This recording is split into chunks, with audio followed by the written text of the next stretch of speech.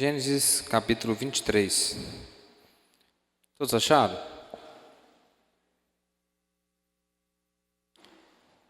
Que diz assim: E foi a vida de Sara 127 anos. Estes foram os anos de vida de Sara. E morreu Sara em Quireate-Arba, que é Hebrom, na terra de Canaã. E veio Abraão lamentar a Sara e chorar por ela.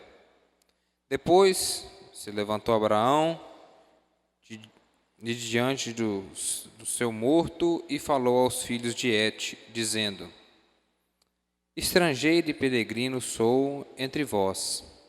Dai-me possessão de sepultura convosco, para que eu sepulte o meu morto e diante da minha face. E responderam os filhos de Et a Abraão, dizendo: Ouve-nos, meu senhor, príncipe de Deus és no meio de nós. Enterra o teu morto na mais escolhida das vossas sepulturas. Nenhum de nós te vedará a sua sepultura, para enterrares o teu morto. Então se levantou Abraão e inclinou-se diante do povo da terra, diante dos filhos de Et, e falou com eles, dizendo: Se é de vossa vontade que eu sepulte o meu morto de diante da minha face, ouvi-me e falai por mim a Efrom, filho de Zoar, que ele me dê a cova de Macpela, que tem no fim do seu campo, que madê pelo devido preço que posse do sepulcro no meio de vós. Ora, Efrom estava no meio dos filhos de Et, e respondeu Efrom, o heteu, a Abraão, aos ouvidos dos filhos de Et, de todos os que entravam pela porta de sua cidade, dizendo: Não, meu senhor, ouve-me, o campo te dou, também te dou a cova que nele está. Diante dos olhos dos filhos do meu povo, te dou, sepulta o seu morto. Então Abraão se inclinou diante da face do povo da terra e falou Efrom aos ouvidos do povo da terra, dizendo: Mas se tu estás por isto, ouve-me, peço-te. O preço do campo o darei, toma-o de mim, e sepultarei ali o meu morto. E respondeu Efrom a Abraão, dizendo: Meu senhor, ouve-me. A terra é de 400 siclos de prata. Que é isso entre mim e ti? Sepulta teu morto. E Abraão deu ouvido a Efrom, e Abraão pesou Efrom a prata de que tinha falado aos ouvidos dos filhos de Et, 400 siclos de prata correntes entre os mercadores. Assim, o campo de Efrom, que estava em Macpela, em frente de Mamre, o campo e a cova que nele estava, e todos os arvoredos no campo havia, que estava em todo o seu contorno ao redor, se confirmaram a Abraão em possessão diante dos olhos dos filhos de Et, de todos os que entravam pelas portas da cidade. E depois sepultou Abraão a Sara, sua mulher, na cova do campo de Macpela, em frente de Mamre, que é Hebrom, na terra de Canaã. E assim o campo e a cova que nele estava se confirmaram a Abraão em possessão de sepulturas pelos filhos de Et. Oramos a Deus. Deus, nós te louvamos, nós te bendizemos. Agradecemos, Deus, por essa oportunidade de estarmos aqui nessa noite. Obrigado, Senhor Deus, por cada vida, por cada família aqui representada. Pedimos a Ti, Senhor Deus, que fale, Senhor Deus, em nossos corações e que Tua palavra possa ficar guardada lá, Pai. Precisamos aprender do Senhor. Espírito Santo, o Espírito da verdade, venha nos abençoar, venha nos abrir o nosso entendimento, venha controlar a minha boca para que eu possa falar só aquilo que a Tua palavra nos diz. Eu te peço, Deus, e te agradeço, em nome de Jesus. Amém. Amém. Podem vos assentar, irmãos? Vai ser bem rapidinho, são só 20 versículos, de algo que aconteceu na vida de Abraão e que vai acontecer provavelmente na vida de muitos de nós. Espero que não aconteça na minha vida. Espero que o Senhor Jesus venha primeiro, porque eu não quero ficar viúvo e nem deixar minha mulher viúva. Mas esse capítulo começa com a idade de Sara. Sara faleceu 127 anos. Isso representa que ela faleceu 37 anos depois que a promessa de Deus se cumpriu na vida deles. Deus chamou Abraão, tirou ele da terra de sua parentela, levou até uma terra que ia conduzir e fez uma promessa a ele: Abraão, de você eu vou fazer uma grande nação. E ele foi. Só que essa nação nunca iniciava, porque Sara era estéril. Até que, já avançada em idade, ela deu à luz ao seu filho, o filho da promessa. Irmãos, o que Deus prometeu, independente do que aconteça, vai cumprir. Se não cumprir, porque não é de Deus. E Sara teve o privilégio de ver isso, de gerar o seu filho e chegar até a idade adulta. Mas ela morreu. Ela morreu numa cidade chamada Quirat Arba. Essa cidade pertencia ao território de Hebrom, às terras de Canaã. Hoje, essas terras ficam na Cisjordânia, que desde 1967 pertence ao Estado de Israel. Então, está aquele meio em que até hoje tem aqueles conflitos de terra. E a Bíblia diz que Abraão passou pelo seu momento de luto, de repente se levantou e foi dar um jeito de sepultar sua esposa. Eu tive a curiosidade de pesquisar um pouco como é que funcionava o sistema de luto, o sistema em que os judeus trabalhavam o seu luto. E eu achei em um site especializado em cultura judia, que fala sobre os 5 estágios do luto judeu, e eu quero ler para vocês. O primeiro período é entre a morte e o enterro, que eles chamam de aninut, quando o desespero é mais intenso.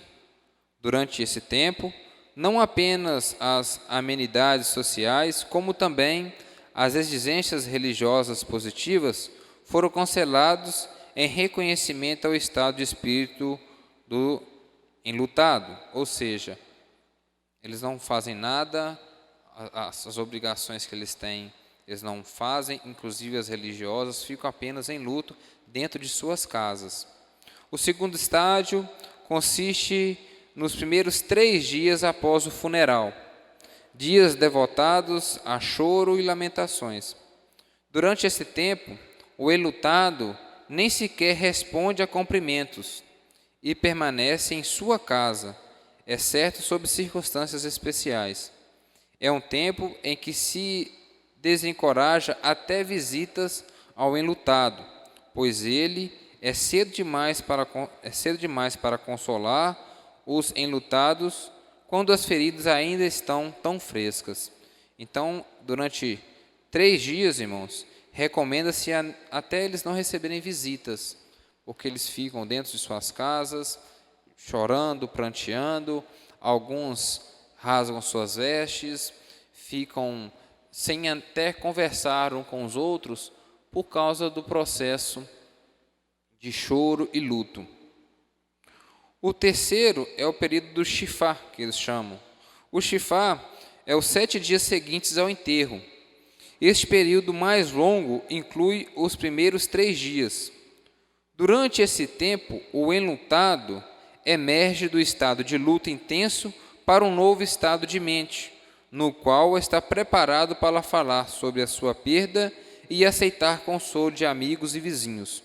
O mundo agora se amplia para o enlutado.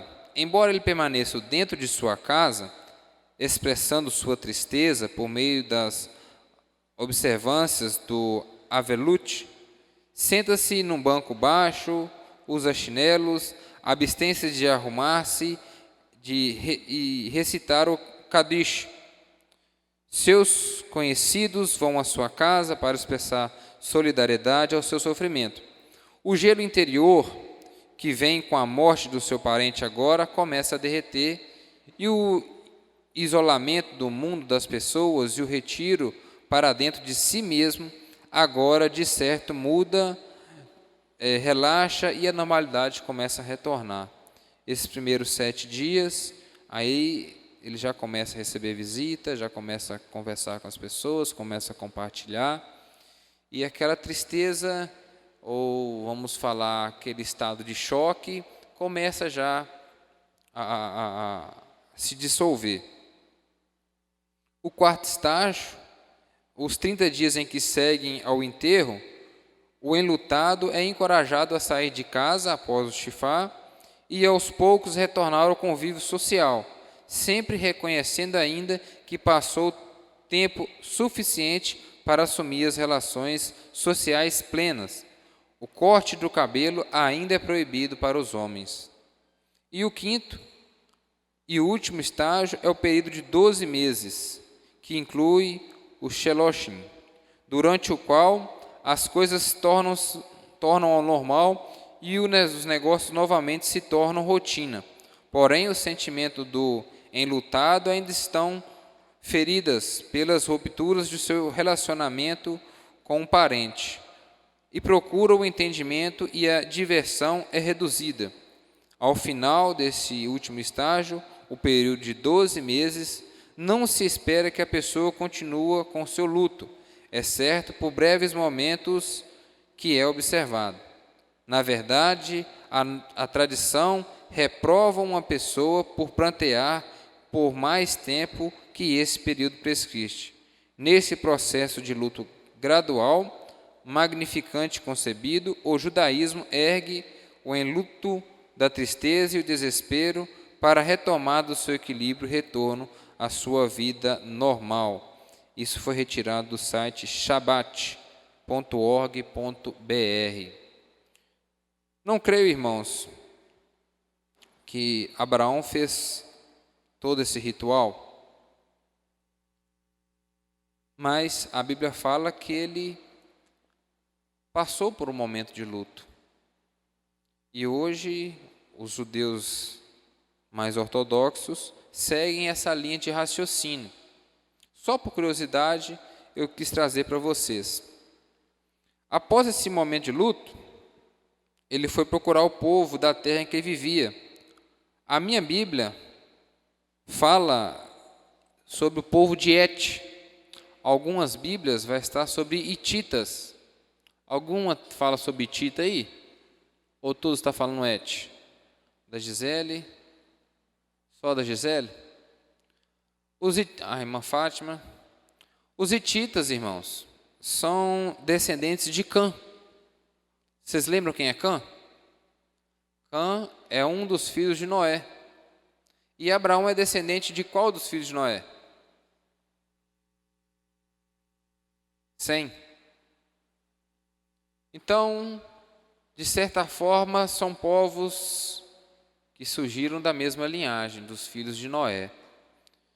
E Abraão expressou uma forma muito humilde ao chegar diante do povo e falar: olha, eu não sou daqui não, eu sou forasteiro, eu sou peregrino, estou aqui de passagem, mas olha, me permita enterrar minha esposa aqui? Eu vejo uma coisa muito interessante nesse ato de Abraão. Qual que era o costume deles lá? O costume deles era que eu seja enterrado no mesmo local que os meus pais foram enterrados. Tanto que em várias passagens da Bíblia você vê que Davi foi enterrado junto aos seus pais, e Isaac foi enterrado junto ao seu pai, e assim sucessivamente. Quando o Senhor virou para Abraão, falou: Abraão, sai daqui e vai para uma terra, sai da sua parentela e vai para uma terra que eu vou te indicar. Nem no momento em que Abraão perdeu a sua esposa, ele quis voltar àquela ordenança que o Senhor deu para ele de sair da sua parentela. Se fosse seguir o costume, não, eu estou aqui, mas eu vou dar um pulinho lá em Ur dos Caldeus e vou enterrar minha esposa lá no sepulcro dos pais dela. Mas ele não quis fazer isso. Ali, não, aquele tempo findou. Eu vou enterrar minha esposa aqui. E outra coisa muito interessante que eu achei nessa passagem é o quanto é importante o testemunho do homem de Deus. Quando ele pediu isso, o que o povo respondeu para ele? É isso, Abraão. Você é um príncipe de Deus perante nós. Abraão, nós vemos em você o seu Deus. Abraão, você é o representante do seu Deus aqui. Como é que nós vamos te cobrar alguma coisa? Vocês imaginam qual é o peso disso? Se eu for lá na loja do Tiãozinho e falar: seu Tiãozinho, eu quero comprar um produto, mas você nunca me viu? Aí eu chego para você e falo: Tião, eu quero comprar um produto, pendura no meu nome aí. Aí você fala: rapaz, mas eu não te conheço, como é que eu vou pendurar no seu nome? Aí eu falo: não, mas eu sou o filho do fulano de tal. Ah, você é do fulano de tal? Não, o nome dele aqui é bom, eu posso pendurar no seu nome aqui. Então Abraão, tinha um nome muito grande atrás dele. É o nome de Deus, o Deus que ele servia. Então, isso para nós, irmãos, tem uma importância igual a dele. Porque quando o povo olha para a gente, olha para você, olha para mim, o que eles falam? Ah lá o crente. Tanto na hora de criticar, ah lá o crente. Agora, na hora de falar bem também, você chega e fala: mas não, fulano de tal é crente, bobo, ele não mexe com esse trem, não. Essa é a importância que nós temos.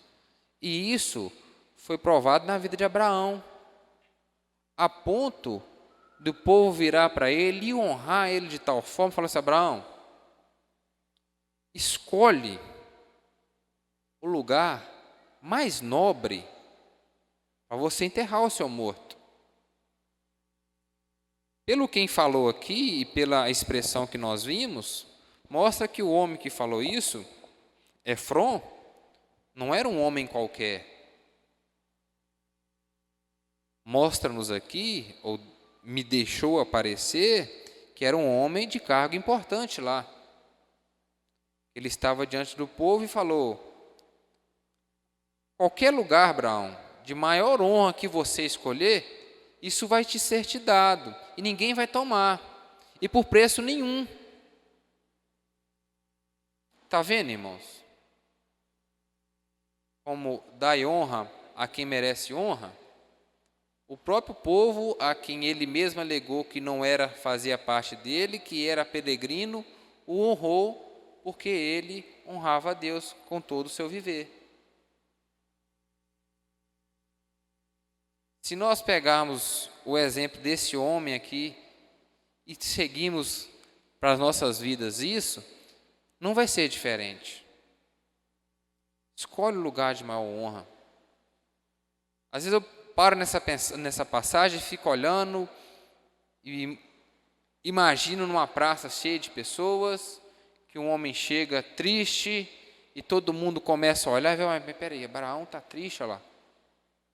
Rasgou suas vestes, o que está acontecendo com ele? Ah, rapaz, a esposa dele morreu. E diante daquela população toda, aquele homem importante, honrando ele, e ele me dá um outro exemplo muito grande.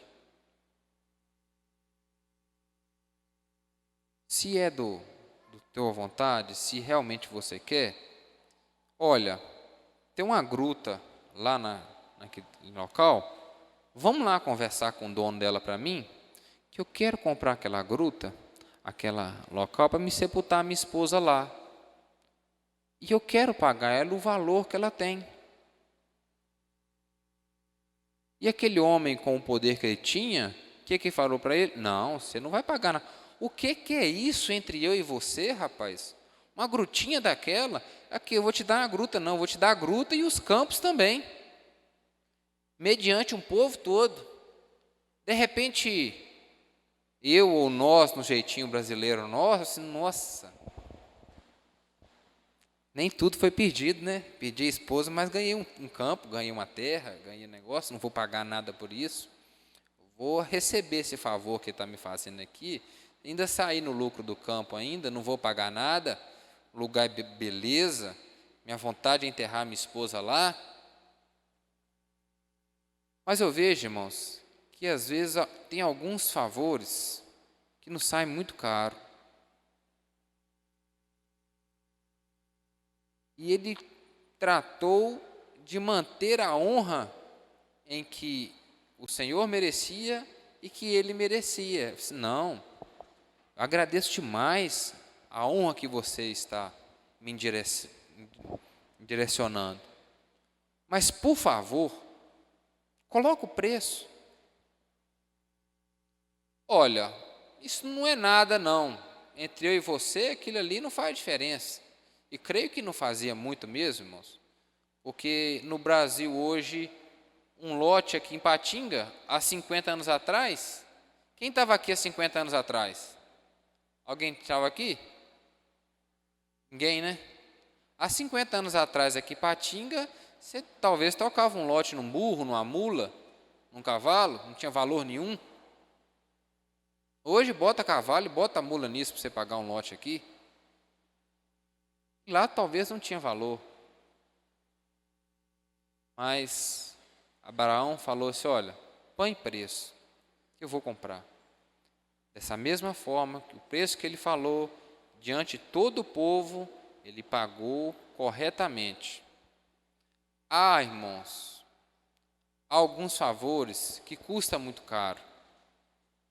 A Quinta Igreja fazia uma coisa muito bonita aqui, que os irmãos sabiam, que era ceder as salas, os departamentos, para que a prefeitura usasse as salas para fazer atendimento médico ao bairro.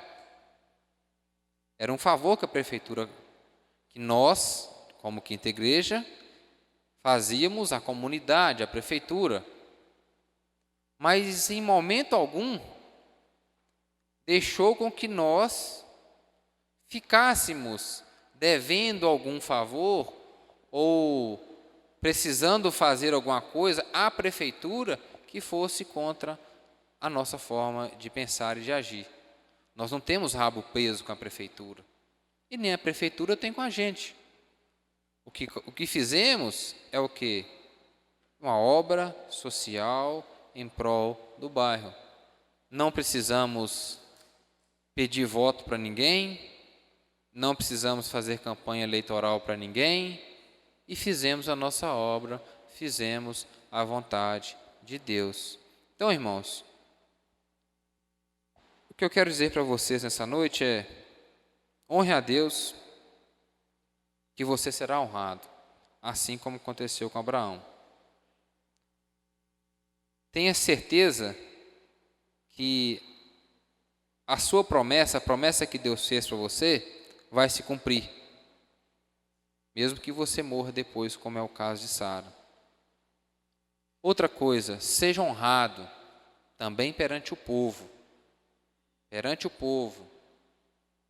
Não aceite favores que possam lá na frente te prejudicar, porque às vezes depois, como é que você faz? Amém?